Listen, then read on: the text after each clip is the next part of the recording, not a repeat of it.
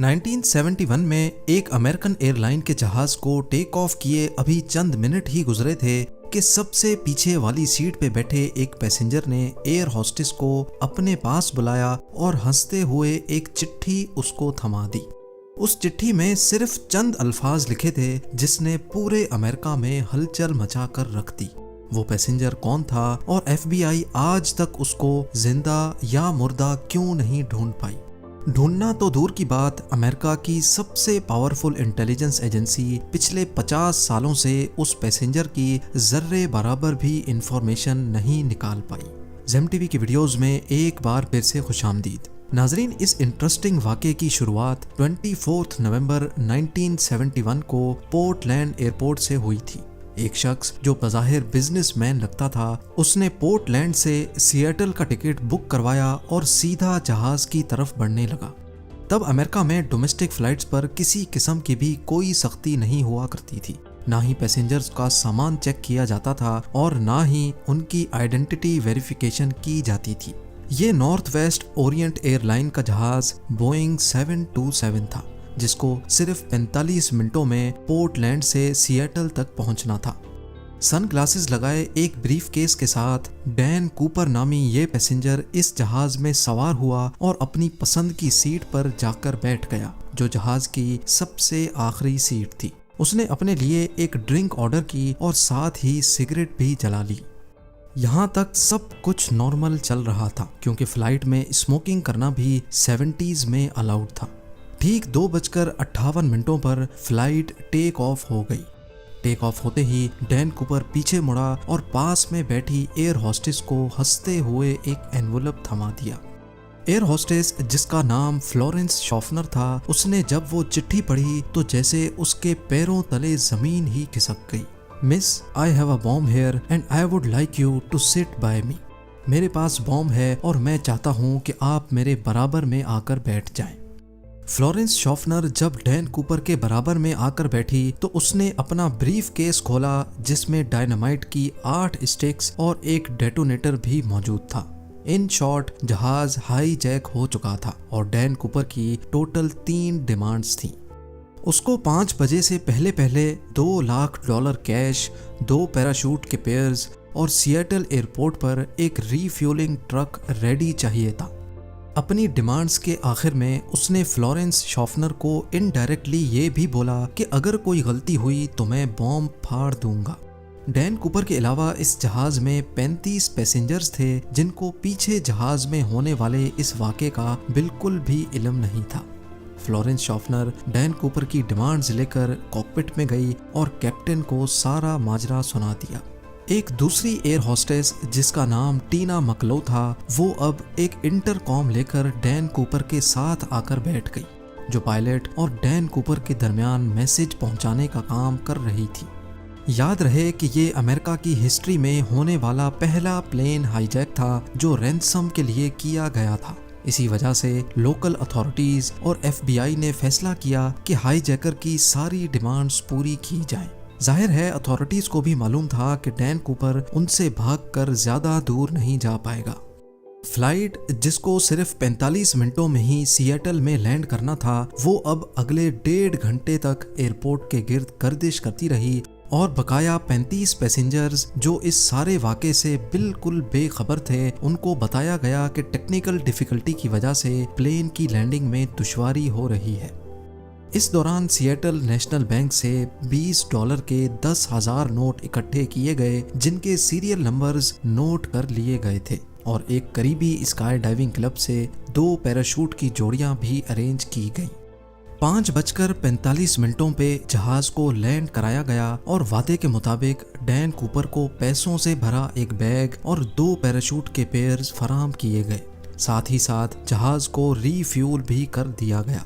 अपनी मांगें पूरी करवाने के बाद डैन कूपर ने 35 पैसेंजर्स और 2 फ्लाइट क्रू को जहाज से उतरने की परमिशन दे दी, जबकि पायलट्स और 2 फ्लाइट क्रू को जहाज में रहने का ही कहा। इस वक्त रात हो चुकी थी और जहाज एक बार फिर से टेक ऑफ कर गया। डैन कूपर ने अपने साथ बैठी टीना मकलो के जरिए पायलट को कुछ खास इंस्ट्रक्शंस भेजी।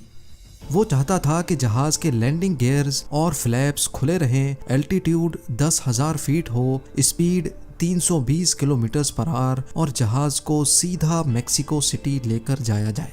पायलट ने बाकी तमाम डिमांड्स तो पूरी कर दी, लेकिन जहाज को सीधा मेक्सिको सिटी लेकर जाना फ्यूल की वजह से पॉसिबल नहीं था। लिहाजा पायलट ने डैन कूपर को रीफ्यूलिंग के लिए 2 ऑप्शंस दिए, रीनो या फिर फिनिक्स। डैन कूपर रीनो पर राजी हो गया। दूसरी तरफ लोकल और फेडरल अथॉरिटीज भी अपना काम कर रही थी। 2 फाइटर जेट्स को जहाज के पीछे रवाना किया गया, लेकिन वो इतनी स्लो स्पीड मेंटेन नहीं कर पा रहे थे। इसी वजह से उन्होंने जहाज के गिर्द चक्कर लगाना शुरू कर दिया। रात के अंधेरे में जहाज रीनो की तरफ रवां दवां था। इतने में डैन कूपर ने पास बैठी टीना मकलो को कॉकपिट में जाने का कहा, जहां 2 पायलट्स और 1 फ्लाइट अटेंडेंट मौजूद थी।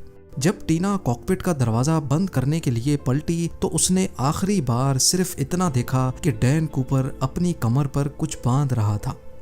उसके बाद जहाज की सीढ़ियां खुली और डैन कूपर ने वहां से छलांग लगा ली। इसके बाद जो कुछ भी हुआ पिछले 50 सालों से, उसको आज तक डिस्कस किया जा रहा है। 3 घंटों के बाद जब जहाज रीनो में लैंड हुआ तो पूरे जहाज को अच्छी तरह चेक किया गया, लेकिन जहाज में ना ही कूपर था और ना ही कोई बॉम्ब मिल सका। ना सिर्फ जहाज में, बल्कि इस वाक़े के बाद डैन कूपर का कहीं कोई अता पता ना चल सका, ना ही जिंदा और ना ही मुर्दा। आखिर डैन कूपर कौन था और पूरे अमेरिका की आंखों को धोखा देकर वो कहां चला गया? ये case federal bureau of investigation का वो केस है जिसको आज तक बंद नहीं किया गया। डैन कूपर को किसी ने प्लेन से जंप करते तो नहीं देखा था, लेकिन स्टेयर केस खुला रह जाने की वजह से यह बात क्लियर थी कि उसने सिएटल और रीनो के बीच में ही कहीं छलांग लगा ली थी। FBI ने जहाज पे सबूत तलाश करना शुरू कर दिए, लेकिन बदकिस्मती से उनको सिर्फ कूपर की टाई, 8 सिगरेट बट्स और 2 में से 1 पैराशूट मिला जो कूपर पीछे छोड़ गया था। हत्ता कि किसी के पास उसकी कोई फोटो तक नहीं थी। पैसेंजर्स और क्रू से इंटरव्यू लेने के बाद डैन कूपर के होलिये के हिसाब से उसका स्केच बनवाया गया। इससे पहले कि डैन कूपर को सिएटल और रीनो के बीच में तलाश किया जाता, FBI को ये जानना था कि उसने एग्जैक्टली कौन सी जगह पर प्लेन से जंप किया था।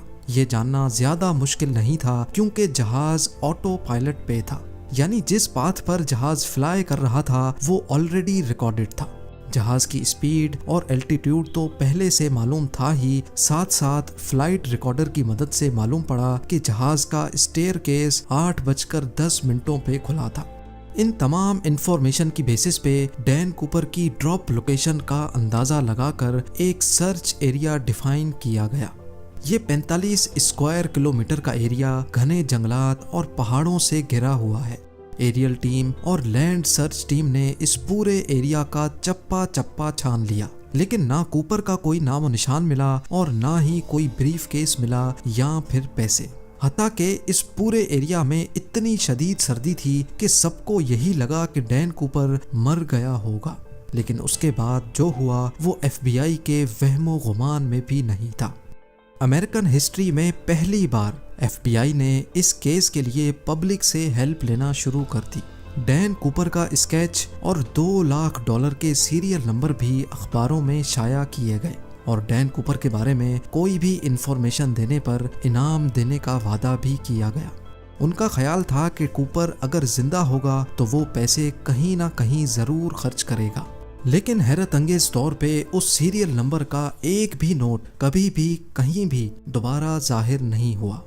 लेकिन मामला अभी खत्म नहीं हुआ था। करीब 9 सालों के बाद यानी 1980 में एक वाकया हुआ। सदर्न वॉशिंगटन में कोलंबियन रिवर के किनारे एक बीच है जिसको टीना बार कहा जाता है। यहाँ एक बच्चा अपने पेरेंट्स के साथ खेल रहा था जब उसको रिवर के किनारे नोटों की 3 गड्डियाँ मिली।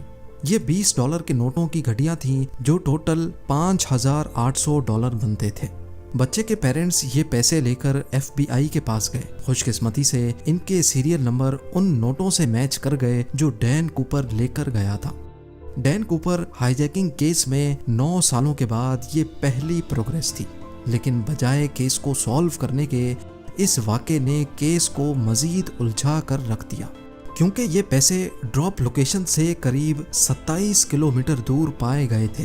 पहले ये समझा गया कि ड्रॉप जोन में वाक़े लुइस रिवर में ये पैसे डैन कूपर से ही गिरे होंगे और वहाँ से बहते हुए कोलंबियन रिवर तक आए होंगे। लेकिन बाद में नोटिस किया गया कि कोलंबियन रिवर तो ऑपोजिट डायरेक्शन में फ्लो करती है, यानी ये पैसे लुइस रिवर से बहकर टीना बार बीच तक किसी भी सूरत नहीं पहुंच सकते। FBI के लिए ये मामला तो सुलझने के बजाय उलझता ही जा रहा था। ना सिर्फ इतना, बल्कि टीना बार बीच जहां से ये पैसे बरामद हुए थे, यहाँ 1974 में कुछ खुदाई का काम किया गया था। हाईजैकिंग के 3 सालों के बाद टीना बार बीच के किनारे एक्स्ट्रा रेत डाली गई थी और मिलने वाले पैसे इस रेत के अंदर पाए गए थे।